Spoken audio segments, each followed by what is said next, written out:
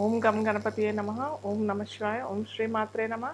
సర్వమంగళమాంగళ్యే శివే సర్వార్థసాధికే శరణ్యే త్ర్యంబకే దేవి నారాయణి నమస్తే.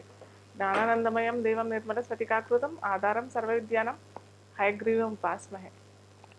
అయితే మనం ఈరోజు చెప్పుకునేది అంశం ఏంటంటే అన్ని రాశులకి ఇన్ జనరల్ రాశులకు అడుగుతారు. కాకపోతే రాశులు కాకుండా లగ్నాలకి మనం తీసుకున్నట్టయితే లగ్నాలకి ఏ ఏ లగ్నాల వాళ్ళకి వ్యాపారం వారికి ఎలా ఉంటుంది, ఏ స్థానాధిపతి ఏ గ్రహం వారికి అనుకూలంగా ఉంటుందో అది ఈరోజు మనం తెలుసుకుందాం. అయితే వారికి ఖచ్చితంగా వారు ఏ వ్యాపార రంగం ఎంచుకుంటున్నారో అది ఖచ్చితంగా వారి అనుభవం పూర్వకంగా చేసుకుంటే చాలా బాగుంటుంది. ఏదో మాకు ఇష్టపూర్వకంగా మేము ఈ వ్యాపారం చేస్తున్నాము అనే ధోరణి కాకుండా ఖచ్చితంగా వారికి ఆ రంగాల్లో వారికి ఖచ్చితమైన అనుభవం ఉంటేనే మటుకు వ్యాపారంలో దిగితే చాలా బాగుంటుంది. అయితే ఒక్కొక్క లగ్నాల వాళ్ళకి మనం ఇన్ జనరల్ చాలామంది రాశులు కూడా చూసుకోవచ్చు కదా అని అంటారు. కాకపోతే రాశులకి లగ్నాలకి తేడా ఏంటంటే రాశి మనం మనస్సు ద్వారా మనస్సుని గ్రహిస్తాం అంతేగాని లగ్నం అనంటే మటుకు మొత్తం శరీరం మొత్తం ప్లస్ లగ్నం అనంటే దాని నుంచి ఏ గ్రహాలు వారికి అనుకూలంగా ఉంటుందో అనేది తెలిపేది కేవలం లగ్నం మాత్రమే. కాబట్టి మనం ఖచ్చితంగా లగ్నం నుంచి తీసుకుంటే చాలా చక్కగా ఉంటుంది. అయితే కొందరికి జన్మతిథి లేదా పుట్టిన రోజు సమయం ప్రదేశం ఏంటి ఇవన్నీ ఏం తెలియదు. సో తెలియని వారికి మనము వారి పేరు ద్వారా మనం ఆ పేరు ముందు అక్షరం ఏ రాశికి అనుకూలంగా అవుతుంది, ఏ రాశిలో పడుతుంది అని తీసుకొని వారి వారి రాశుల ప్రకారం మనము చెప్తామన్నమాట. సో ఈ రకంగా మనము ప్రతి లగ్నాల వారికి రాశుల వారికి మనం వ్యాపారం ఏ వ్యాపార రంగం వీరికి చాలా అనుకూలంగా ఉంటుంది అని చక్కగా చూసుకోవచ్చు. అయితే కొందరు ఏంటంటే పార్ట్నర్షిప్ కూడా చేసుకుంటారు అనమాట. పార్ట్నర్షిప్ అన్నా చేసుకుంటారు, లేకపోతే ఓన్లీ బిజినెస్ మీరు ఒక్కరే ఎంటర్ అయ్యి చేసుకోవడం కూడా జరుగుతుంది అనమాట.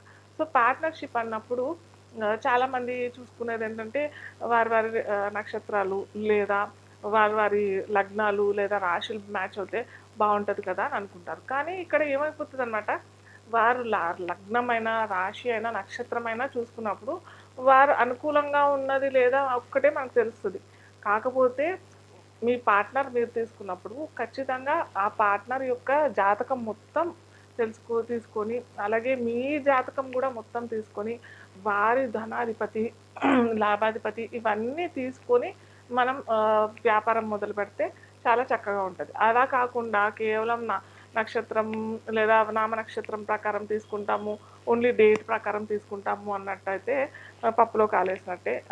వారి పార్ట్నర్షిప్ కూడా అంతగా బాగుండదు. వారి కలయిక బాగానే ఉంటుందేమో కానీ వారు అనుకూలంగా చేసుకున్నట్టు బాగానే ఉంటుంది. కానీ మనం వ్యాపారం చేసింది ఎందుకు, మనకు లాభాలు పొందడానికి మనం వ్యాపారం చేస్తాం కదా. సో దానికోసం మనం ఖచ్చితంగా ఎవరైనా పార్ట్నర్షిప్ తీసుకున్నప్పుడు వారి వారి జాతకం మొత్తం స్టడీ చేసుకొని వారికి అనుకూలమైన దశ అంతర్దశ వస్తున్నాయా లేదా.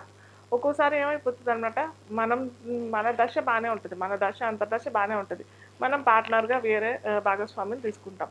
వారి దశ అంతర్దశ సరిగ్గా ఉండదు, వారు కూడా పెట్టుబడి పెడతారు ఆ వ్యాపారంలో, వారు కూడా భాగస్వామ్యం తీసుకుంటారు.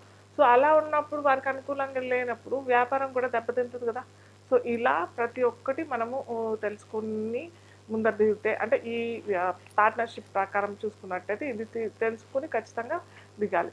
ప్లస్ ఇంకొకటి ఏంటంటే ఓన్లీ బిజినెస్ అన్నప్పుడు నేను చెప్పాను కదా, ఖచ్చితంగా వారి యొక్క అనుభవపూర్వకంగాను అలాగే వాళ్ళకి దశ అంతర్దశలు చక్కగా ఉన్నప్పుడు మటుకే వారు ఆయా వ్యాపార రంగంలో వెళ్తే చాలా సక్సెస్ఫుల్ అవుతే ఉంటారు.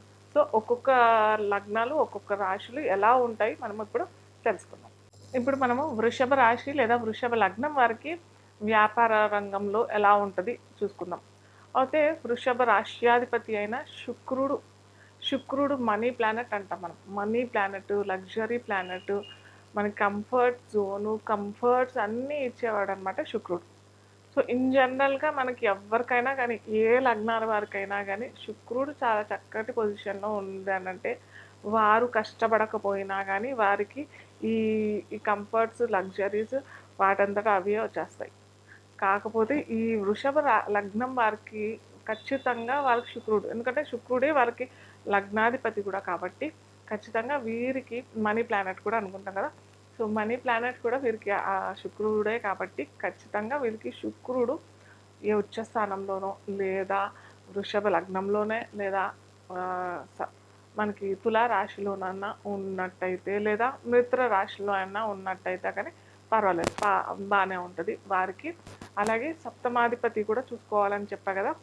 వీరికి కుజుడు సహకారం ఇస్తాడు. అలాగే కుజుడు భాగస్వామ్యానికి కూడా కారణమవుతాడు. అలాగే కుజుడు పోరాట పటిమ కూడా ఇస్తాడు. అలాగే ఇంకోటి ఏంటంటే కుజుడు కూడా చాలా చక్కగా ఉందనుకోండి, వాళ్ళకి ఏదన్నా చిన్న చిన్న ఆటంకాలు వచ్చినా కానీ వీరు ధైర్యంగా ఎదుర్కొనే సామర్థ్యం వీరికి ఉంటుంది. అలాగే వృషభ రాశి వారు ఏంటంటే లగ్నం వారు ఏంటంటే వారికి ఇన్ జనరల్ చాలా కష్టపడే తత్వం సాఫీగా ఇన్బిల్ట్ వచ్చేస్తుంది అనమాట. సో వీరు ఏంటంటే కష్టపడతారు. అలాగే కాస్త ఓపిక కూడా, నిదానం కూడా ఎక్కువ ఉంటుంది వీళ్ళకి. వీరు చాలా నిదానంగా ఓపికగా పనులు ముందర సాగదీయడం అయినా కానీ ఏదన్నా ఉంటే కూడా వీరు భరించే శక్తి వీరికి ఖచ్చితంగా ఉంటుంది. సో అందుకే ఈ వృషభ లగ్నం వారికి ఏంటంటే శుక్రుడు చక్కగా ఉండాలి అని చెప్పుకున్నాం కదా. దాంతో పాటు కుజుడు కూడా ఉంటే మటుకు వీళ్ళకి ఆ ధైర్య సాహసాలు, పోరాడే పటిమ ఇవ్వటం.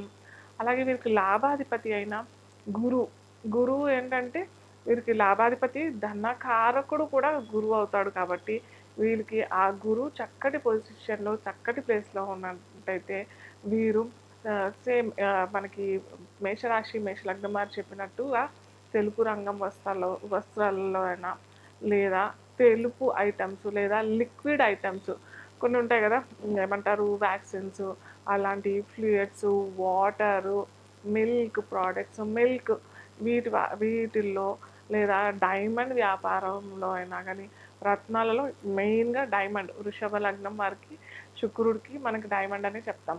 అలాగే వైట్ సఫార్ ఇలాంటివి ఉంటాయి కదా, జెమ్ స్టోన్స్, వైట్ సఫార్, క్రిస్టల్స్, ఇలాంటి రంగాల్లో. అలాగే వీరు ఏంటంటే స్పీచ్ థెరపీస్ ఇలాంటివి ఏమైనా ఉండే ఆ రంగాల్లో, అలాగే జర్నలిజంలో కూడా చాలా చక్కటిగా వీరు వ్యాపార రంగంలో ఆయా రంగాల్లో ఎన్నిక చేసుకొని వీరికి గురువు, శుక్రుడు, కుజుడు అందరూ తోడ్పాటు ఇస్తే ఖచ్చితంగా వీరు మంచి ఏమంటారు ముందర వెళ్ళటం. అలాగే చెప్పా కదా ముందరే మనకు దశ అంతర్దశలు ఖచ్చితంగా వీరికి చాలా చక్కగా ఉంటేనే చేసుకోవడం. వారికి ఏంటంటే శుక్రుడు అనుకూలమైన వ్యక్తి. అలాగే శనిశ్చరుడు కూడా అనుకూలమైన గ్రహమే కాబట్టి శనిశ్చరుడు ఏంటంటే కొద్దిగా లేట్ ఇస్తాడు, స్లోగా ఇస్తాడు, పోస్ట్పోన్ చేస్తుంటాడు, డిలే చేస్తుంటాడు.